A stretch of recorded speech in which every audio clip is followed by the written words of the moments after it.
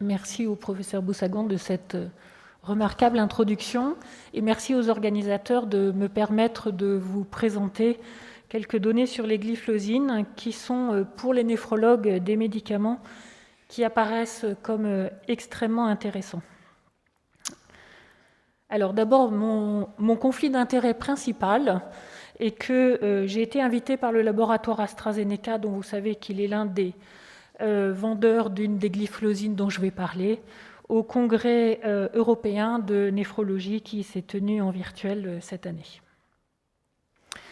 Alors les glyphlosines, qu'est-ce que c'est ? En fait, c'est des très vieilles molécules.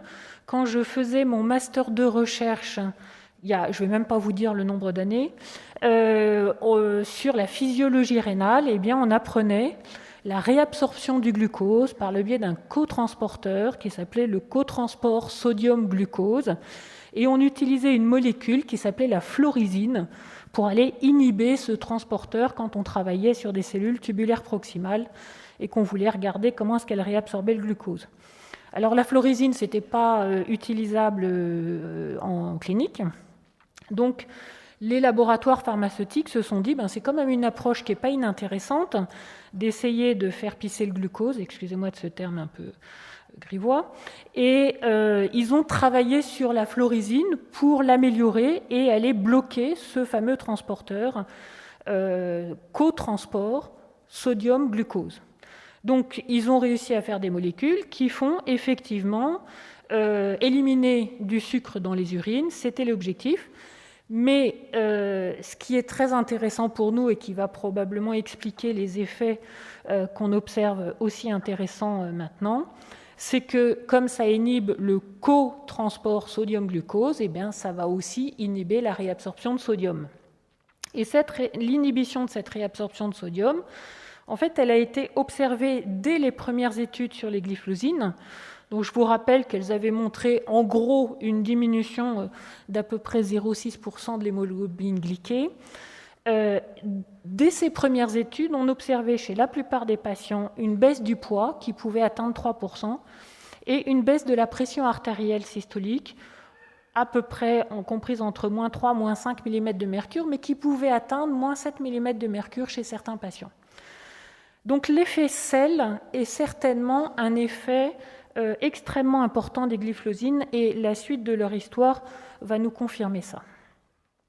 Alors cette baisse de l'hémoglobine glyquée de 0,6% a initialement été considérée comme finalement pas hyper performante et vous voyez que ces molécules finalement sont des molécules assez anciennes puisque leur première demande d'AMM ou de mise sur le marché en France, c'est 2012 pour la dapagliflozine.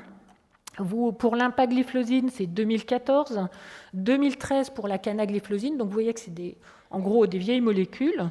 Mais à chaque fois, ça avait été leur bénéfice, enfin leur intérêt avait été considéré comme peu probant, que ce soit en monothérapie ou avec toutes les associations. Et je ne vous ai pas mis la liste des autres associations.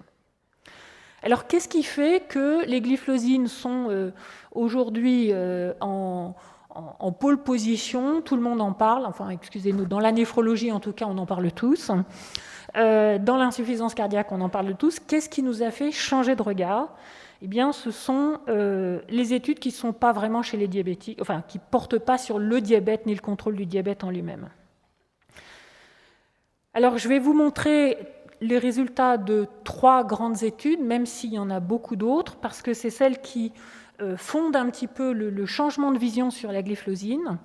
La première, c'est l'effet de l'impagliflozine sur la mortalité et les hospitalisations pour décompensation cardiaque chez les patients avec une fraction d'éjection abaissée, que le patient soit diabétique ou non. Donc vous voyez que dès le début de ces études, en fait, on commence à quitter le monde du diabète pour aller chez le patient sur une autre pathologie. Et ça, c'est celle de l'insuffisance cardiaque à fraction d'éjection abaissée, donc publiée dans le New England en 2020, 3730 patients qui avaient une insuffisance cardiaque de classe 2, 3 ou 4 de la NYHA, avec une fraction d'éjection abaissée à moins de 40%, et qui recevaient de l'impagliflozine en plus du traitement recommandé. Je vous soulève ça, c'est un point très important. Dans toutes les études sur les glyphosines qui nous font changer aujourd'hui notre vision sur ces molécules, les traitements reçoivent d'abord leur traitement de base. On vient d'insister sur les IEC. Surtout, n'oublions pas les IEC. C'est absolument crucial. Donc, en plus de la thérapeutique recommandée pour ces insuffisances cardiaques, et vous voyez ici l'effet sur le critère principal, qui est donc un composite des décès cardiovasculaires ou des hospitalisations pour décompensation cardiaque, avec un hazard ratio à 0,75 en faveur de l'impagliflozine. Et cet effet sur le critère principal est essentiellement mené par l'effet en fait, sur la prévention des décompensations d'insuffisance cardiaque, avec une réduction de 30% du risque de décompensation et d'hospitalisation pour décompensation cardiaque. Donc, première pathologie qui tout d'un coup est modifiée par l'arrivée des glyphosines, c'est l'insuffisance cardiaque à fraction d'éjection ABC. Il y a une AMM pour cette indication et les cardiologues ont été autorisés à prescrire les glyphosines en deuxième position après les diabétologues au début de cette année. Ce qui est tout nouveau, puisque la publication date du dernier mois, c'est que cet effet de l'impagliflozine est aussi observé lorsque la fraction d'éjection est préservée. Alors ça, c'est un résultat qui apparaît comme absolument majeur, puisque vous savez que c'est une pathologie pour laquelle l'insuffisance cardiaque à fraction d'éjection préservée, pour lequel on est très démuni actuellement dans les traitements. Et les traitements classiques, pour la plupart, n'ont pas réussi à montrer une efficacité dans cette situation. Donc là, ils ont randomisé pratiquement 6000 patients, toujours les mêmes classes d'insuffisance cardiaque, mais là, ces patients avaient une fraction d'éjection préservée à plus de 40%. L'impagliflozine était donnée en addition des thérapies usuelles. Et on a une réduction de 20% du risque de critère principal qui est toujours le décès cardiovasculaire ou les hospitalisations pour décompensation cardiaque. Et encore une fois, c'est surtout la prévention du risque d'hospitalisation pour décompensation cardiaque, dont la réduction est assez impressionnante avec cette molécule, puisqu'on a un hazard ratio à 0,73. Il n'y a pas encore d'AMM dans cette situation-là, mais il est probable qu'elle va arriver relativement rapidement, parce que, comme je vous le dis, c'est aujourd'hui l'une des seules molécules qui a montré une efficacité dans l'insuffisance cardiaque à fraction d'éjection préservée. Donc la première situation qui a fait qui a augmenté l'intérêt sur les glyphosines, c'est l'insuffisance cardiaque. L'insuffisance cardiaque, c'est un peu une histoire de sel aussi. Deuxième pathologie dans laquelle on ouvre grand les yeux, c'est l'insuffisance rénale. Alors, les études faites pour le diabète avaient été assez concordantes pour dire que les glyphosines, globalement, diminuaient le risque de progression de l'albuminurie et semblaient avoir un signal positif sur la progression de l'insuffisance rénale. Mais on était limité par le fait que les premières études n'incluaient que des patients qui avaient une fonction rénale normale. Donc, dans cette population-là, le risque d'aller à l'insuffisance rénale est quand même beaucoup, beaucoup plus faible. Et ce qui donc change notre regard, c'est l'étude d'APA-CKD qui, là, a inclus 4300 patients qui avaient une insuffisance rénale, puisque leur débit de filtration glomérulaire était compris entre 25 et 75 millilitres/minute. Et vous aviez une grande majorité de patients qui étaient au stade 3B, donc compris entre 30 et 45 millilitres/minute pour un 73 mètres carrés. Ces patients avaient une albuminurie qui était significative. Et ils ont été randomisés pour recevoir la dapagliflozine en plus du traitement maximal supporté par le patient par IEC et sartan. Donc je réinsiste, les dapagliflozines ne vont pas prendre la place des IEC et des sartans. Les glyphlosines vont être en plus, et c'est probablement avec les deux qu'on va obtenir les résultats qu'on a dans cette étude d'APA-CKD, qui, pour les néphrologues, est une révolution, puisque le critère principal qui est estimé par une aggravation rénale importante, juste une petite problématique sur la maladie rénale, voir une modification, une petite progression de l'albuminurie, c'est important, mais le point qui est le plus important, c'est quels sont les patients qui vont aller à la défaillance rénale. C'est cela qui nous pose vraiment des problèmes. Alors vous savez que plus l'albuminurie est importante, plus vous avez de risque d'aller à la défaillance rénale. Mais quand on a un critère principal qui est une progression de l'insuffisance rénale d'au moins 50%, ou la défaillance rénale, ou les décès d'origine rénaux ou cardiovasculaire, on a un critère qui est assez dur. Et là, vous voyez le hazard ratio qui est à 0,61. Donc ça, on n'a jamais eu, même les études sur les IEC, les sartans les meilleurs n'ont jamais obtenu cette réduction d'un critère principal comme ça, avec un nombre de patients à traiter de 19. Et surtout, cet effet est observé que le patient soit diabétique ou pas. Donc dans cette étude, à peu près un tiers des patients n'étaient pas diabétiques et on avait un effet qui était observé chez ces patients. Ensuite, l'étude avait une étude secondaire préspécifiée qui se focalisait sur les patients les plus atteints avec une maladie rénale de stade 4, donc là, franchement avancée.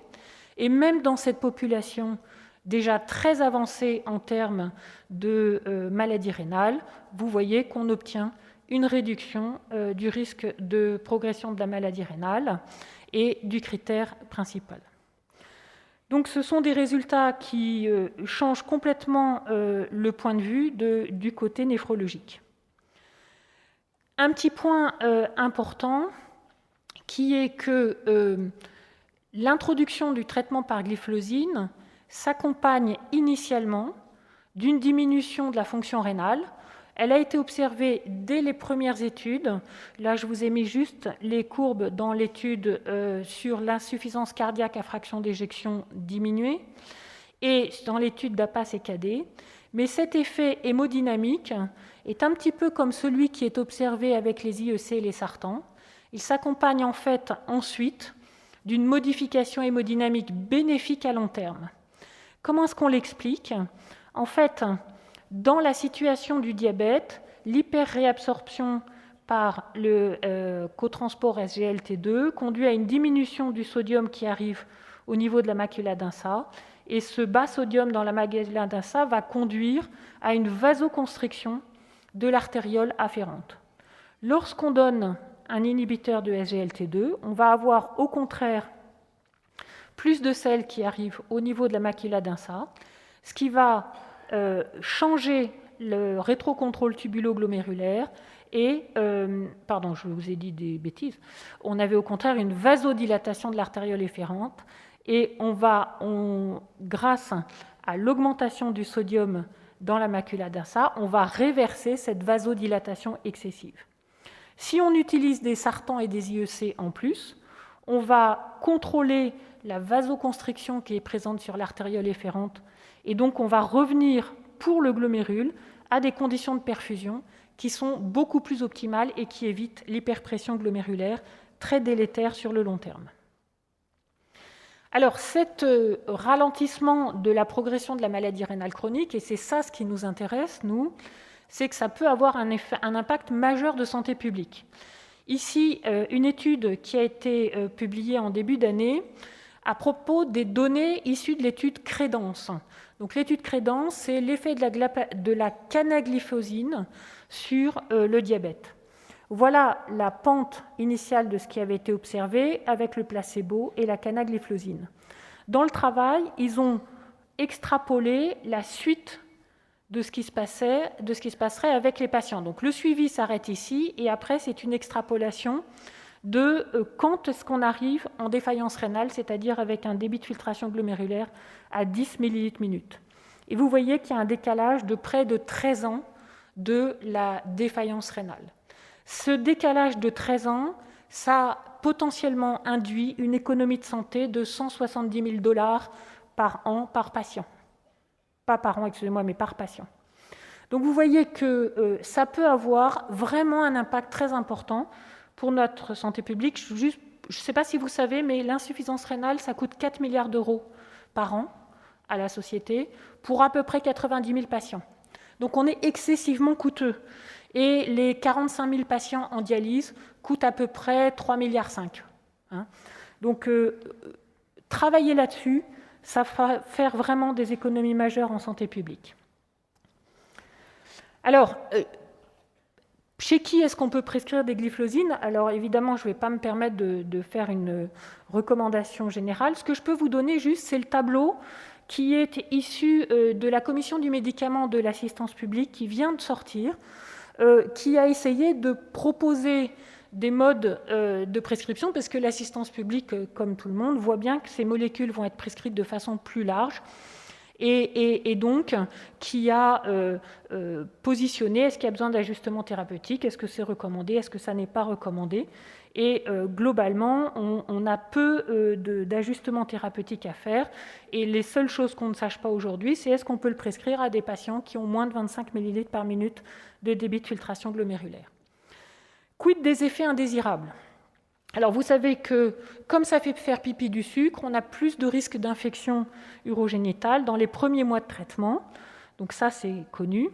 Mais il y a 4 grands effets sur lesquels je voudrais revenir. Le premier, qui est l'effet indésirable principal, c'est l'hypoglycémie, qui est observée chez 1/10, à peu près 10% des patients co-traités, surtout par insuline ou sulfamide. Encore une fois, je vous ai mis ce qui est proposé par le comité du médicament de l'assistance publique comme façon de faire pour limiter ces risques de coprescription, d'hypoglycémie chez les patients qui sont traités par insuline ou avec sulfamide.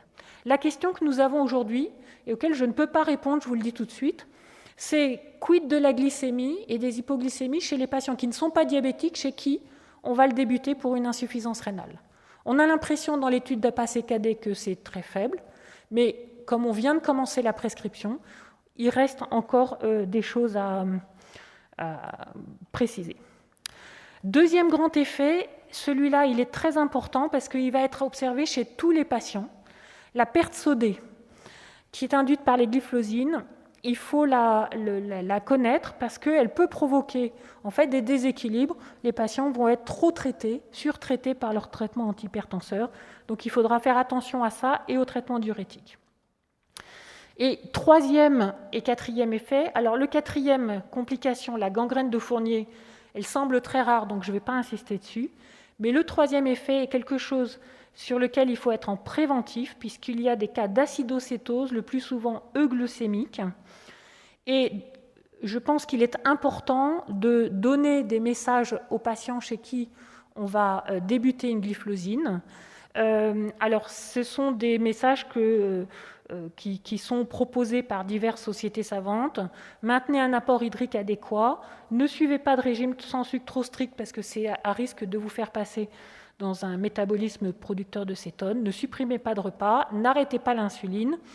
Et moi, ce que je dis à tous les patients chez qui je débute une glyphosine, en cas de troubles digestifs, vomissements, diarrhée, impossibilité de manger ou boire, vous arrêtez le traitement.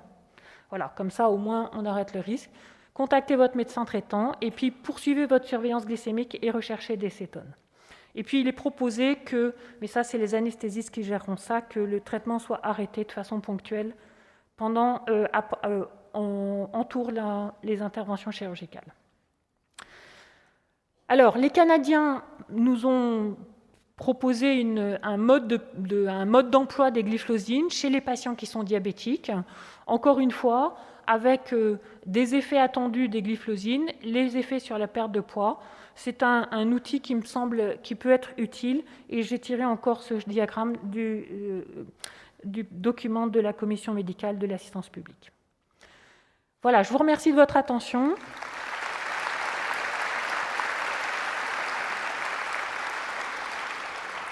Et comme je crois qu'on a dit qu'il y aurait quelques questions maintenant, je vais peut-être rester ici, si ça vous convient.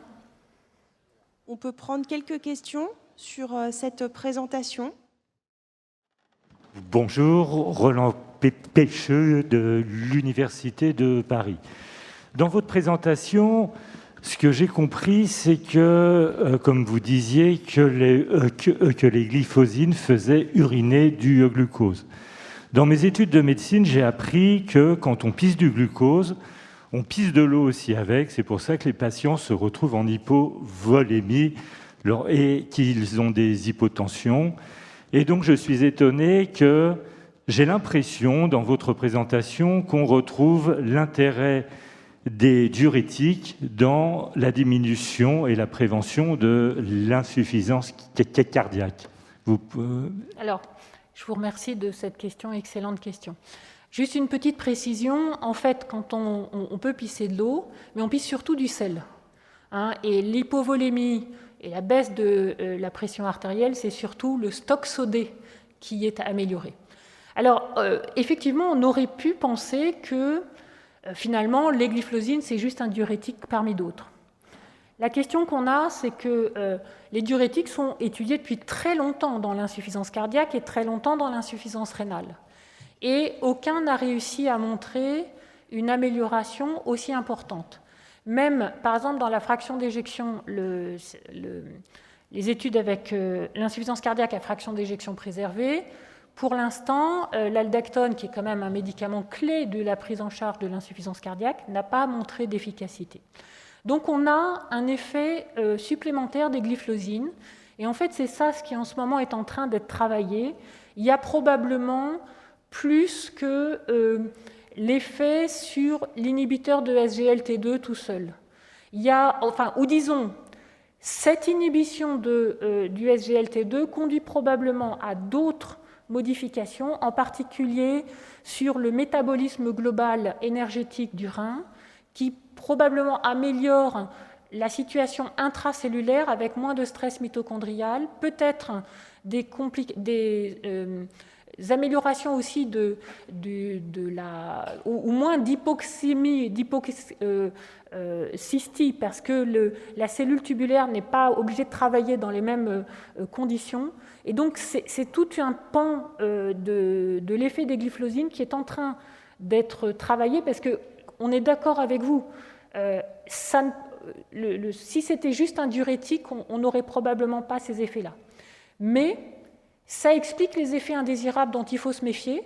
Et c'est pour ça que je pense que dans cette prescription assez large qui va probablement arriver, et en tout cas moi clairement maintenant, quand j'ai un patient qui est insuffisant cardiaque et insuffisant rénal, avec une volémie un petit peu augmentée, je sais que là, il va y avoir une place majeure des glyphosines.